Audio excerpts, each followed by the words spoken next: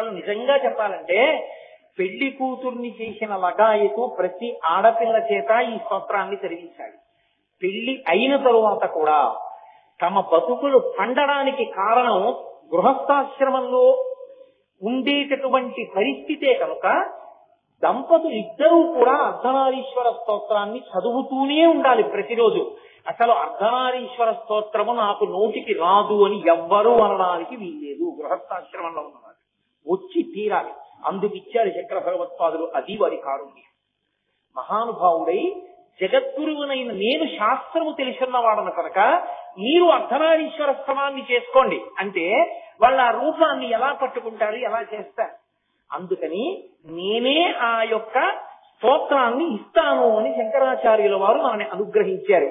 ఈ అర్ధనారీశ్వర స్వరూపానికి ఉండేటటువంటి విచిత్రం, పరమశివుని యొక్క శరీరంలో వామార్థ భాగం అంటే ఎడమ చేతి వైపు ఉన్న భాగం అంతా పార్వతీదేవి చేత నిండిపోయి ఉంటుంది.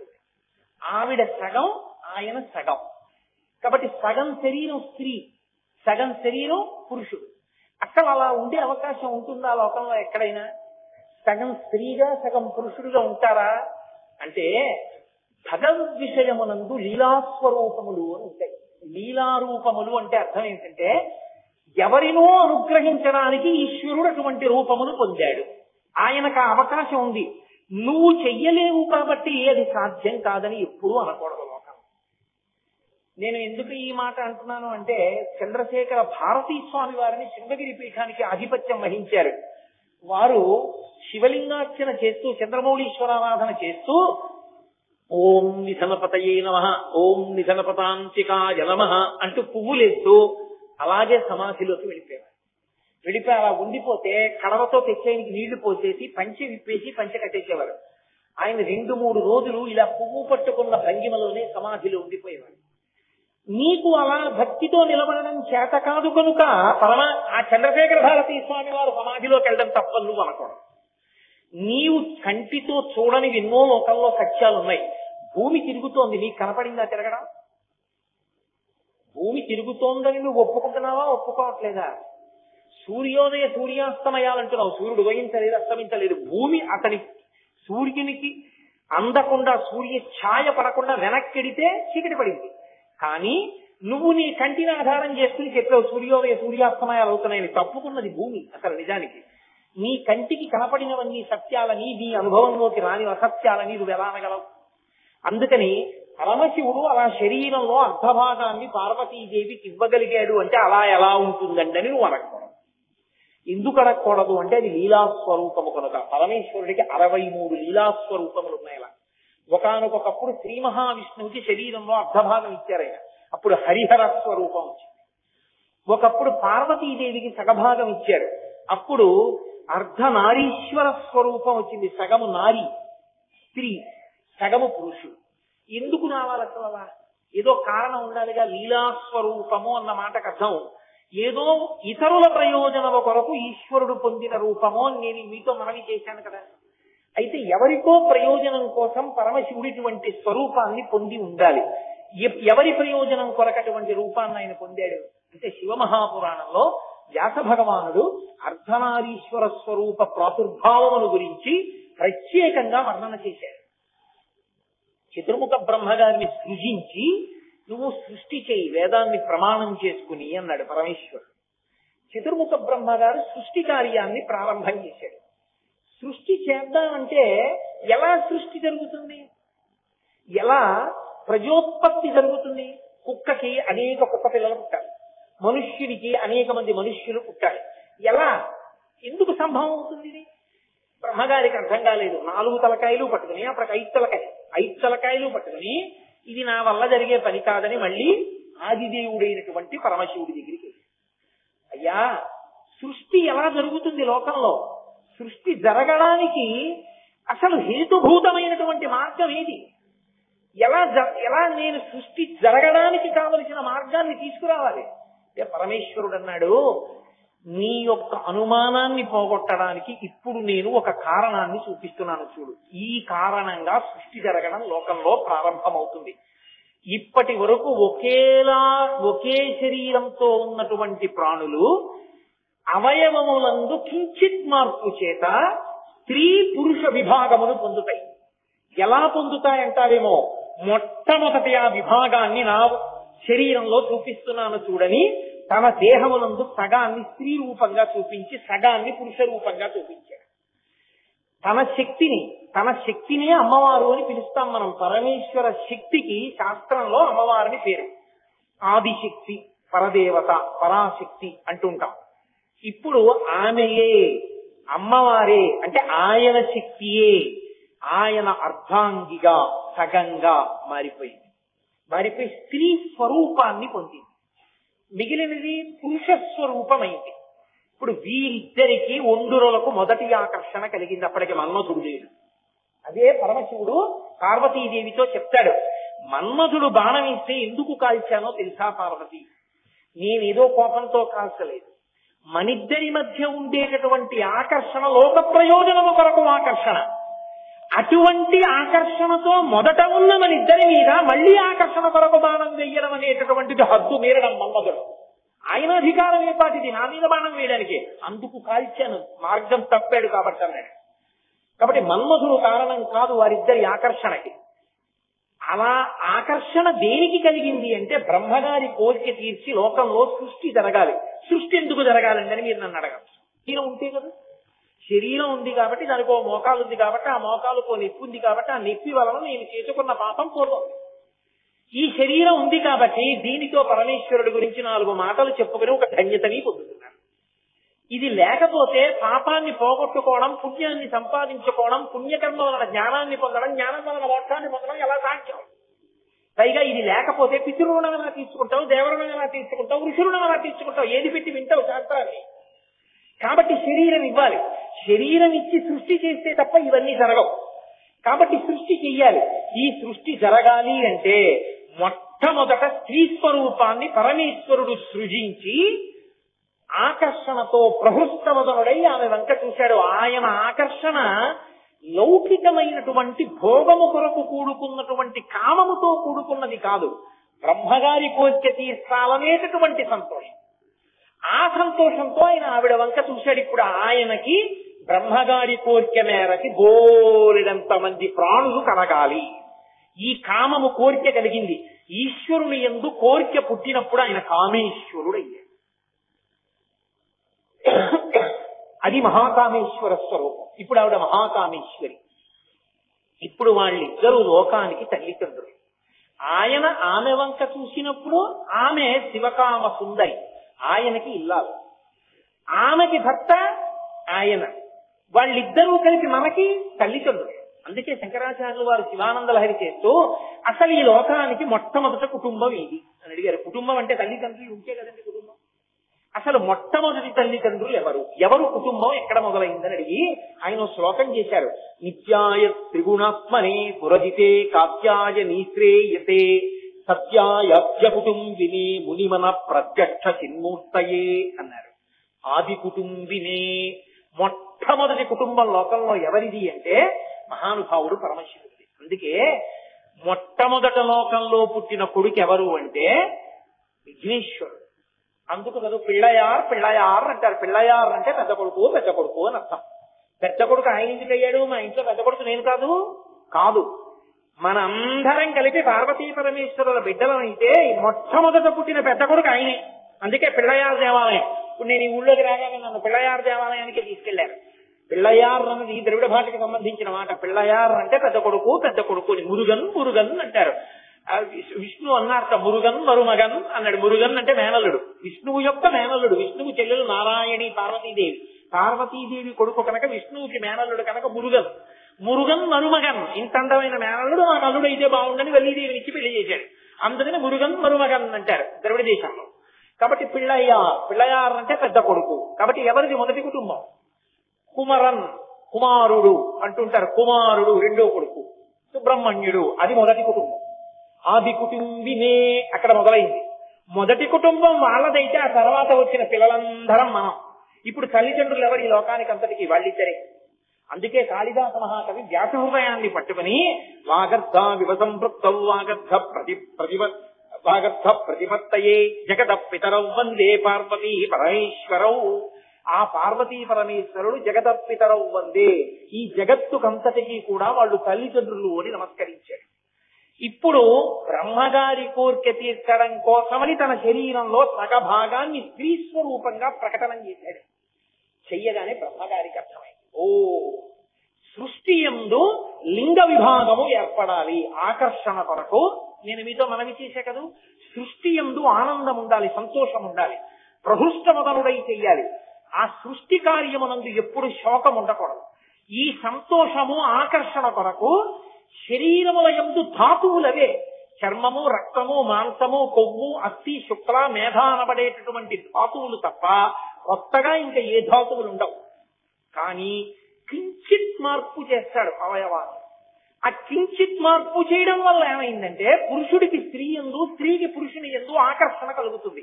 ఈ ఆకర్షణ ఆనందమునకు కారణమై ఆరోగ్యవంతమైన చైతన్యవంతమైన సంతానము కలగడానికి హేతువై సృష్టి పరంపరగా నడిచి వెళ్ళడానికి కారణమైంది.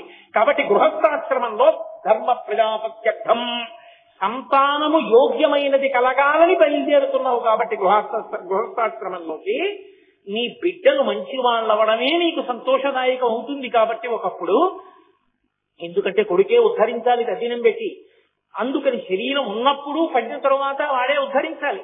కాబట్టి గృహస్థాశ్రమంలో ఉన్న వాళ్ళందరూ చెయ్యవలసిన స్తోత్రం అదిగో ఆ అర్ధనారీశ్వర స్వరూపాన్ని అని శాస్త్రములు నిర్ధారణ చేశాయి. ఆ రూపాన్ని స్తోత్రం చేయకపోతే ఆ గృహస్థాశ్రమంలో వాడు ఏం చెయ్యాలో వాడికి అసలు ఏమీ తెలియని వాడి కింద లెక్క. అది నాకు రాదండి, ఆ స్తోత్రం నాకు రాదండి, అర్ధనారీశ్వర స్తోత్రం అంటే నువ్వు గృహస్థాశ్రమంలో ఉండి కూడా దాని ఫలాన్ని పొందడానికి కావలసినటువంటి విషయాన్ని పొందడంలో ఏమరపాటు పొంది ఉన్నావు అని గుర్తు. శంకర భగవత్పాదులు అందుకని అర్ధనారీశ్వర స్తవాన్ని ఇచ్చారు. అందుకని దాన్ని లీలాస్వరూపం అంటారు. అంటే ఆయన అలా ఉండడం ఆయన కొరకు కాదు, ఆయన అలా ఉండడం సృష్టి జరగడానికి బ్రహ్మగారికి కారణాన్ని చూపించాడు. ఓ ఇలా సృష్టి చెయ్యాలని అందింది. ఇప్పుడు ఆ స్వరూపాన్ని శంకర భగవత్పాదులు స్తోత్రం చేయడం మొదలుపెట్టి, శంకరాచార్యుల వారు ఎప్పుడైనా స్తోత్రం చేస్తే మీరు బాగా గుర్తించవలసిన విషయం ఒకటి ఉంటుంది. సంబోధన, వారు ఏమని పిలుస్తున్నారు అన్నదాన్ని చూడాలి.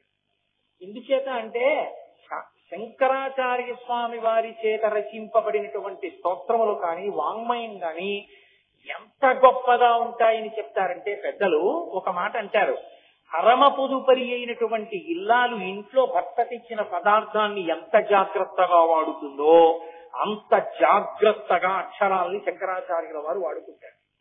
మీరు శంకరాచార్యుల వారి శ్లోకాల మొత్తం మీద ఏ ఒక శ్లోకంలో ఈ అక్షరాన్ని తీసి ఈ అక్షరం బదులు ఈ అక్షరం పెడితే ఇంకా బాగా అర్థం వస్తుందని మీరు చెప్పలేరు.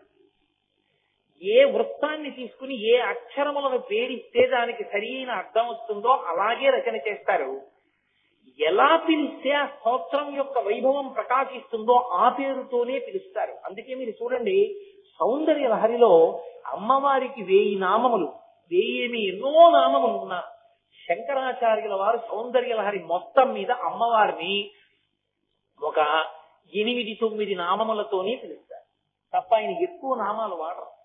కారణం ఏమిటంటే పిలిచారు అంటే ఏదో నామాలు ఉన్నాయి కదా ఏదో పేరు పెట్టి పిలవరాయి. అర్ధనారీశ్వర స్తోత్రం అంతా కూడా నా నమస్కారం ఎవరికి అన్న చోట ప్రతి శ్లోకానికి 4వ పాదాన్ని మకుటంగా తీసుకుని అసమానం ఆయన ఏమన్నారంటే ప్రతి 4వ పాదంలోనూ కూడా నమశివాయై చ నమశివాయ, అదే ఆ స్తోత్రంలో నమశివాయై చ నమశివాయ. శివా అంటే అమ్మవారు, శివ అంటే శివుడు. వాళ్ళిద్దరూ ఎంత ఉదిగిపోయారంటే, ఎంత అన్యోన్యత అంటే వాళ్ళ దాంపత్యంలో ఉదిగిపోవడం కాదు, వాళ్ళ పేర్లు కూడా అంత ఉదిగిపోతాయి. అర్ధనారీశ్వర స్థలం అన్యోన్యత గురించి చెప్పినప్పుడు అమ్మవారి పేరు ఏ విశాలాక్షో చెప్పి పరమేశ్వరుడి పేరు త్రయంబకుడో చెప్పారనుకోండి, 2 పేర్లు ఎలా కలుస్తాయి? కలవు. త్రయంబకుడు ఆయన పేరు, విశాలాక్షి ఆవిడ పేరే అయి ఉండొచ్చు, కానీ పేర్లు ఒదిగిపోయాయా? ఒదగవు. కానీ నమశివాయై చ నమశివాయ, ఓ శివ నీకు నమస్కారం, ఓ శివా నీకు నమస్కారం. శివా అంటే పార్వతీదేవి, అమ్మా అయ్యా మీకు నమస్కారం. ఇది చెప్పడానికి ఆయన రెండు ఒకేలా ధ్వనించేటటువంటి శబ్దములను తీసుకున్నారు. అంటే పేర్లలో కూడా అంత ఒదిగిపోయినటువంటి అన్యోన్యత వారిది. అందుకే అన్యోన్యత అన్న మాటకు వచ్చేటప్పటికీ పరిణతి కలిగిన వాడు ఎప్పుడైనా దంపతుల మధ్యలోంచి వెళ్ళకు అంటే అర్థం ఏంటో తెలుసా? ఒకసారి పెళ్ళైపోయి వచ్చి మీకు నమస్కారం పెట్టారనుకోండి, ఏంటంటే అటువంటి ఆయనకి ఈ అమ్మాయి ఏంటండి అని కానీ, ఇంత అంతగట్టి అతనేంటండి అని కానీ అనకూడదు. దంపతుల గురించి మాట్లాడితే ఎప్పుడూ ఏం చెప్పాలంటే ఉండరులు ఒకరికొకరు తగినవారు. అందుకే శంకరాచార్యులు వారు శివానందలాగి చేస్తే కళాభ్యాం చూడాలంకృత చితి కళాభ్యాం నిజ తప ఫలాభ్యాం, ఎవరికన్నా ఎవరెక్కువ అనలేదే. ఒకరి తపస్సుకు ఒకరు ఫలమైన వారు అంటే ఆయన తపస్సు అండి ఆవిడ భార్య అయింది, ఆవిడ తపస్సు అండి ఆయన భర్త అయ్యాడు. ఎవరి తపస్సు ఎక్కువ అది చెప్పడం కష్టం. అంతే. దంపతులు అంటే నువ్వు మధ్యలోకి వెళ్ళకూడదు, నువ్వు తీర్పు చెప్పకూడదు, ఎవరికన్నా ఎవరు గొప్పవాళ్ళు, ఇద్దరూ సమానమే. అందుకే ఆ తగులంగట్టిన బ్రహ్మ నెప్పరి కదా దప్పాహ తారాతి అయ్యట్టు పోతన గారు కూడా మహానుభావుడు రుక్మిణి కృష్ణుల యొక్క దాంపత్యం గురించి చెప్పవలసి వస్తే ఇద్దరు ఒకరికొకరు తగినవారు అన్నారు తప్ప ఆయన కన్నా ఆవిడ ఎక్కువ ఆవిడకన్నా ఆయన ఎక్కువ అని ఎక్కడ ప్రయోగం చేయలేదు. నమశివాయైక నమశివాయ, వాళ్ళిద్దరూ పేర్లలో కూడా అంత ఒదిగిన వారు. అది బాగుందండి. వారు ఒదిగిపోయారు. వారు ఒదిగిపోతే అలా నమస్కారం చేస్తే మనకేమిటి వస్తుంది? వాళ్ళిద్దరూ శివా శివ, దానికి అర్థం ఏమిటో తెలుసా? మంగళం, భద్రం, శుభం, శోభనం, శాంతి, క్షేమం, యోగం, కళ్యాణం, ఇవన్నీ శివ అన్న మాటకి అర్థాలు. అమరకోశం చూడండి ఎన్ని అర్థాలు చెప్పిందో, ఎన్ని అర్థాలు చెప్తుందో శివనామానికి. అందుకే శివ అన్న ఒక్క మాట ఉన్నదే అది సర్వమంగళములకు కారణమయ్యింది. కవి పుష్పంబగు అగ్ని మంచగు ఆకూపారం భూమిస్థలంబగు శత్రుండతిమిత్రుడు విషము దివ్యాహారమౌ నిన్నగా అవనీమండలి లోపలం శివ శిభిచ్చాభాషణోల్లాసకిన్ శివ నీ నామము సర్వదస్యకరమౌ శ్రీకాళహస్తీశ్వర అంటాడు దుర్జటి. ఆ శివనామం అంత గొప్పది. ఆ శివ అన్నాడనుకోండి, మంగళములు, శోభనములు, భద్రం, క్షేమం, యోగం అన్ని కలుగుతాయి. శివనామము ఇవ్వలేనిది లోకంలో లేదు. అంత గొప్ప నామము శివనామము. అటువంటి శివనామమును శివ శివ అన్నారనుకోండి, ఇద్దరిని కలిపి చెప్తే అన్ని సుఖములకు ఆలంబనం ఎక్కడుందంటే దంపతుల మధ్య అన్యోన్యతలో ఉంది. ఆ సంతోషం ఏమున్నాయని కాదు, ఏమి లేవని కాదు. విశ్వనాథ సత్యనారాయణ గారి 1000 పడగల్లో ఒక మరచెమ్ము రడ్డు పెట్టి దాంపత్యాన్ని చూపిస్తారు. ఇంట్లో ఏముంది ఏమి లేదు అని కాదు, ఆ ఒంటరుల మధ్య అన్యోన్యత ప్రేమ ఉంటే ఆ తృప్తి అలా ఉంటుంది. ఆ తృప్తి ఉన్న చోట సమస్త ఐశ్వర్యం ఉంది. ఎన్ని ఉన్నా ఒక్కటి లేకపోతే వాళ్ళంతా దరిద్రుడు లేడు. శంకర భగవత్పాదులు కౌపీన పంచకం చేశారు. కౌపీనవంత కలు భాగ్యవంత అన్నారు. గోచి పెట్టుకున్న వాడి కన్నా గొప్పవాడు ఎవరన్నారు? సన్యాసి గురించి మాట్లాడు. కాబట్టి తృప్తి ప్రధానం. నాకేమి ఇవ్వలేదండి, దేవుళ్ళంటి భర్తనిచ్చారు. ఆ ఏసీలు కార్లు ఇవి పెద్ద విశేషమా? దొరకద్దు అలాంటి మహానుభావుడు. అటువంటి మహానుభావుడికి ఇల్లాలినయ్యాను, నాకు ఇంతకన్నా ఏం కావాలంటే ఆవిడ అందనుకోండి, ఆవిడ్ని మించిన ఐశ్వర్యవంతురాలు లేదు. ఏం కావాలండి నాకు? నేను కష్టంలో ఉన్నా, ఇబ్బందిలో ఉన్నా తన కవిట కొంగుతో నా నుదురు తుడిచి, మీరు నమ్ముకున్న పరమేశ్వరుడు మీకున్నారు, మీరు ఎందుకండి దండ పెట్టుకుంటారని నన్ను సేద తీర్చగలిగిన శాంతి స్థానమైన పత్ని నాకుంది. నేను కోరుకున్నది పెరటిలో కరివేపాకు తీసుకొచ్చి దాని చేత్తో పచ్చడి చేస్తే గుమగుమలాడిపోతుంది, అలా చెయ్యగలిగిన భార్య నాకు. ఇంకా నాకేం కావాలి అని భర్త అనగలిగితే వాళ్ళిద్దరి మధ్య ఏం లేవని మీరు అనుకుంటున్నారు? అనుకున్నవాడు లేనివాడు. అలా తృప్తి ఉన్న దంపతులు ఐశ్వర్యానికి చిట్ట చివర విహరిస్తున్నారు. ఈ తృప్తి ఎప్పుడు అంకురిస్తుంది? ఒకరి పట్ల ఒకరికి అన్యోన్యతా భావం అంకురిస్తే. అందుకే మీరు చూడండి, పార్వతీదేవి ఎంతమంది తండ్రుల కడుపునైనా పుడుతుంది. హిమవంతుడి కడుపున హైమవతిగా వస్తుంది. కాత్యాయన మహర్షి కడుపున కాత్యాయని దేవిగా వస్తుంది. దక్ష ప్రజాపతి కడుపున దాక్షాయణిగా వస్తుంది. కానీ భర్త మాత్రం ఎప్పుడూ పరమేశ్వరుడు. నీకేం తెలుసురా ఆయన వైభవం ఉంటుంది తండ్రి నిన్న సరే, ఆయన జోలికెళ్ళి భర్త మీద అంత ప్రీతి ఆవిడకి. అది ఆవిడ పాతివ్రత్యం. అందుకే ఆవిడ స్వాధీన వల్లభ. స్వాధీన వల్లభ అంటే భర్తని వశం చేసుకుందని కాదు, ఆవిడ ఎంత అనుగమిస్తుందంటే భర్తని, ఆవిడికి చెప్పకుండా పరమశివుడు ఎవ్వరికీ ఏమీ చెయ్యలేడు.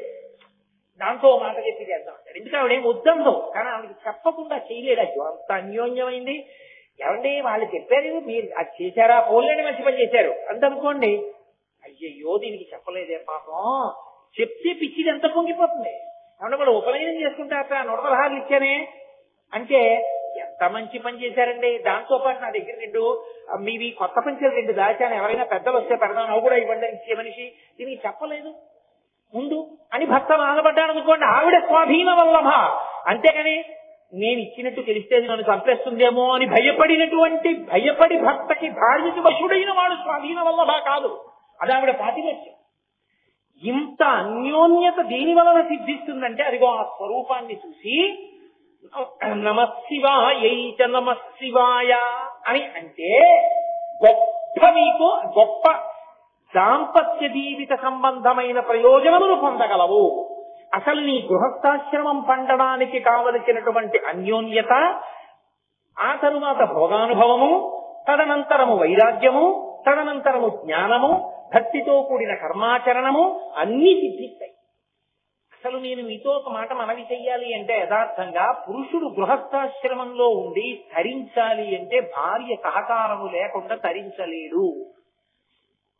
ఎవరో నెల్లూరు నుంచి భగవద్భక్తి తత్పరులైనటువంటి వాళ్ళు నా ఇంటికి వస్తున్నారు. గురువుగారు మిమ్మల్ని చూడడానికి వస్తున్నామండి, ఆదివారం నాడు అన్నారు. నేను తప్పకుండా దేవతార్చన మా ఇంట్లో చేసి వెళ్ళండి అన్నారు. మీ ఇష్టం వచ్చినట్లు మాట ఇచ్చేస్తారు, ఎవడు చేస్తాడనుకుంటున్నారు అందనుకోండి. నేను ఇంకొకరిని అలా పిలవగలనా? నా భార్య ఎటువంటిదని కాదు, మీ మీద పెట్టకూడదని నా మీద పెట్టుకున్నాను. తను మంచి పని చేశారు. అలాంటి వాళ్ళకి వండి పెట్టుకోవడానికి కాకపోతే గృహస్థాశ్రమంలో నేను ఉన్నది ఎందుకు? నా చేత్తో నేను వండుకుని వడ్డించుకుంటానని అందనుకోండి. నేను సంతోషంగా రేపు ఇంకో 2 ఎవరినైనా అనుష్ఠాన తత్పరుల్ని ఇంటికి పిలవగలుగుతాను. ఏమే యజ్ఞం చేస్తున్నారట, మీరేమి ఇవ్వక్కర్లేదు, వచ్చి కోసం పూర్ణాహుతి చేయండి అంటున్నారు. ఓన్లే మనకున్నది, మొన్న ఎవరో మోదుగ పుల్లలు తెచ్చిచ్చారుగా, ఆ మోదుగ పుల్లల కట్టోటి పట్టుకుని 1 డజన్ అరటిపడి గురుకులు పెడదాం. ఎవరో తెచ్చిన ఆవు నెయ్యి ఉందిగా అంటే, సరే ఆవు నెయ్యే కాదు, మీకు మాట చెప్పనా, మీరు వద్దనొద్దు అని భార్య. మొన్న మీరు చిత్తూరులో ఉపన్యాసాలు చెప్పినప్పుడు వాళ్ళు కంచి నుంచి తెచ్చిన ఒక 15,000 రూపాయల పట్టు చీర ఇచ్చారు. ఆ పట్టు చీర ఇచ్చేస్తాను, అందులో పూర్ణాహుతి చేయించండి. మీ భార్యనైనందుకు నా అదృష్టం, మీ పక్కన నిలబడి ఇద్దరం కలిసి పూర్ణాహుతి చేద్దామని అందనుకోండి, నేను సంతోషంగా పూర్ణాహుతికి వెళ్ళగలను. ఎందుకు వచ్చిన దరిద్రం మనకి, ఎందుకంటారు ఇవన్నీ అందనుకోండి, నేనేం చేయగలుగుతాను? కాకపోతే ఒక్కటి మాత్రం వస్తుంది, వైరాగ్యం వస్తుంది. ఈ సంసారం అది నిలబడే వైరాగ్యం కాదు. కాబట్టి భార్య సహకారం లేకుండా పురుషుడు ధరించాడు. పురుషుడి చెయ్యి అందుకొని కానీ భార్య ధరించలేదు. ఎందుకంటే ఆయన చెప్పనప్పుడు ఈవిడేం చేస్తుంది స్వతంత్రంగా? ఈవిడకుంది ఈ దేవుడు దయ్యం ఇవన్నీ నాకొద్దు, కావాలంటే నీకు తెచ్చిస్తాను, నువ్వు వెళ్ళన్నాడు. ఆవిడ చేయగలదా పూర్ణాహుతి? కూర్చోబెడతారా ఆవిడ పూర్ణాహుతికి భర్త పక్కన లేకుండా? ఉండదు. భార్య పక్కన లేకపోయినా రవికిల బట్ట పెట్టుకుని పురుషుడు చేయిస్తేమో, భర్త గారి పంచ బొడ్డులో పెట్టుకుని ఆరతి చేయడానికి అవకాశం లేదుగా. కాబట్టి సరి అయిన భర్త దొరకకపోతే భార్య ధరించలేదు. ఇది ఇద్దరు ధరించడానికి మార్గం అయింది. ఇప్పుడు ఈ దాంపత్యం అన్నది ఎంత ముఖ్యమైపోతుందో చూడండి. అసలు యథార్థంగా మాట్లాడితే పరమ భగవత్తత్పరుడైనటువంటి వ్యక్తిని కట్టుకున్న ఇల్లాలుందే, ఆమె శరీరం ఆయన శరీరం ఒకసారి వదిలిపెడితే ఆమె ఖాతాలోనే పుణ్యం ఎక్కువ ఉంటుంది. ఎందుకంటే ఈయన చేసిన దాంట్లో సగం ఆవిడకి వెళ్ళిపోతూ ఉంటుంది. ఆ పైన ఆవిడ శ్రీరామ అన్న ఫలితం ఆవిడకొక్కడికే పడుతుంది.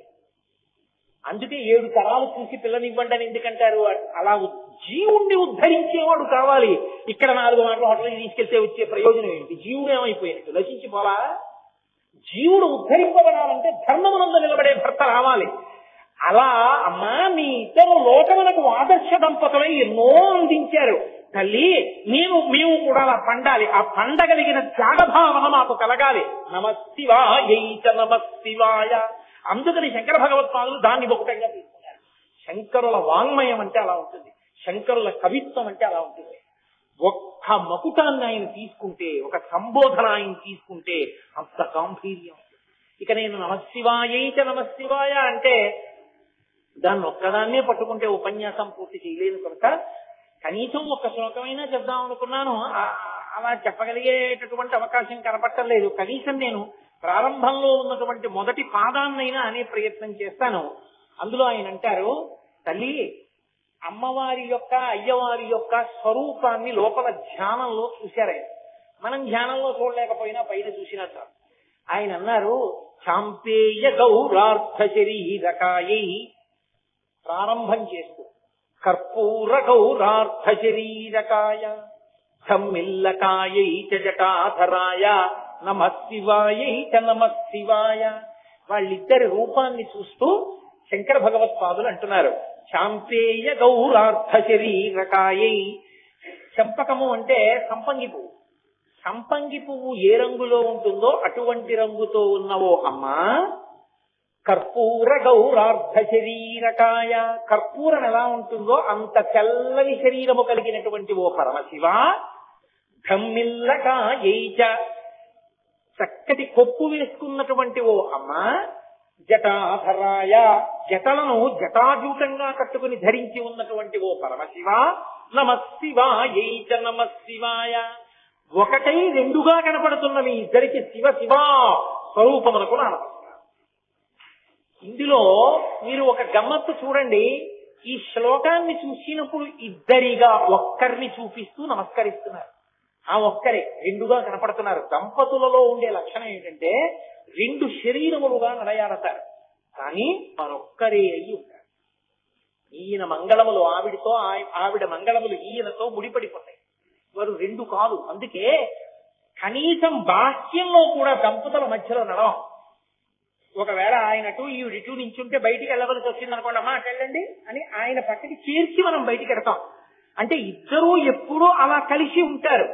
బయటికి శరీరములు విడివడి ఉన్నా మధ్యలోంచి మనం వెళ్ళాం, పక్కకి చేర్చేస్తాం. అంటే అంతగా కలిసి ఉన్నవారు. అసలు నిజంగా మాట్లాడాలంటే ఆయన అనుగ్రహాన్ని పొందాలంటే ఆవిడ స్తోత్రం చేయాలి, ఆవిడ అనుగ్రహాన్ని పొందాలంటే ఆయన స్తోత్రం చేయాలి. అందుకే శంకరాచార్యుల వారు సౌందర్యలహరి ప్రారంభం చేస్తూ సౌందర్యలహరి అమ్మవారి మీద స్తోత్రం. అమ్మవారిని పొగిడి మొదలుపెట్టలేదు. శివశక్త్యాయుక్తో అంటూ శివశబ్దంతో మొదలుపెట్టారు. ఎందుకని? అయ్యవారి పేరు చేసే అమ్మవారు భూంగిపోయి తన యొక్క స్వరూపం ఏమిటో శంకరాచార్యుల వారి చేత స్తోత్రం చేయి. ఆయన పేరెత్తకుండా ఆవిడ్నే పొగిడారు అనుకోండి, ధూర్తుడు ఎవర్రా మహాపతి వ్రతని ఆయన్ని పొగడకపోతే నేను నా స్వరూపం తెలియజేస్తానా అని ఆమె ప్రకటన కాదు. అందుకే ఇప్పటికీ పెద్దలు ఒక మాట చెప్తారు, సౌందర్య లహరి బాగా అర్థం కావాలంటే శివానంద లహరి చదివి సౌందర్య లహరి చదవండి. ఆమె ఎప్పుడూ పరమశివునికి సంబంధించినటువంటి స్తోత్రములనే వింటూ ఉంటుంది. విపంచాగాయంతి వివిధమపదానం పశుపతే అంటారు శంకరాచార్యుల వారు సౌందర్యలహరిలో. సరస్వతీదేవి వీణ మీద వాయిస్తే అమ్మవారి మీద వైభవాన్ని వాయించదు. పాట పాడుతూ వీణ వాయించేటప్పుడు పరమశివుని యొక్క వైభవాన్ని వర్ణిస్తూ పాట పాడుతుంది. అప్పుట అమ్మవారు పొంగిపోయి మా ఆయన ఇంత గొప్పవాడని ఇలా కళ్ళు అరమోట్పు కన్నులతో ఇలా ముఖం కదుపుతుంది. ఆ వీణానాదం వింటూ ఇలా కదుపుతుంటే ఆవిడ చెవులకు ఉన్నటువంటి ఆభరణములు ఇలా కదులుతుంటే అద్దాల్లాంటి బుగ్గల్లో ప్రతిబింబాలు పడతాయిట. తాంబూలం ఇచ్చిన తర్వాత అమ్మవారికి ఒకసారి ధ్యానంలో అలా చూస్తారు. వీణానాద నిమీది తగ్గనయనే విప్రస్త చూళింబరే అని అలా చూడగలిగిన వారికి సరస్వతీ కటాక్షం. కాబట్టి అమ్మవారి తాంబూల చర్వణం అంత గొప్పది. పతివ్రతగా సువాసినికే అధికారం తాంబూలం వేసుకోవడానికి. అందుకే సభకృతాన్ని గుర్తు ఏంటంటే మధ్యాహ్నం తాంబూల చర్వణం చేస్తుంది స్త్రీ. అమ్మా మీ ఇద్దరు పైకి అలా రెండుగా ఉన్నారు, కానీ మీరు ఒక్కరే. అందుకే ఆయన గురించి ఆవిడ గురించి, ఆయన గురించి ఆవిడ గురించి నమశివాయ నమశివాయ ఇద్దరు కలిపి ఒకటిగా ఉన్నారు. అలా మన దాంపత్యం కూడా ఉండాలి అంటే, మనం కూడా అలా పండాలి అంటే, మన తర్వాత కూడా వాళ్ళల్లా బతకండ్రా అని చెప్పుకోవాలంటే పెళ్ళవగానే నవదంపతుల్ని తీసుకెళ్లి వాళ్ళకి దండం పెట్టించి అక్షతలు వేయించండ్రా అనాలంటే, ఎవరింట్లో ఉన్న బిడ్డ పుట్టగానే ఆవిడ కత్తి విప్పిన చీర పట్టుకొచ్చి వెయ్యండ్రా ఆ పసిపిల్లాడి కింద అనిపించుకోవాలంటే అదిగో ఆ స్తవం చెయ్యాలి, ఆ స్తోత్రం చెయ్యాలి. వాళ్ళ అనుగ్రహం ఉంటే తప్ప సిద్ధించదు దాంపత్యం.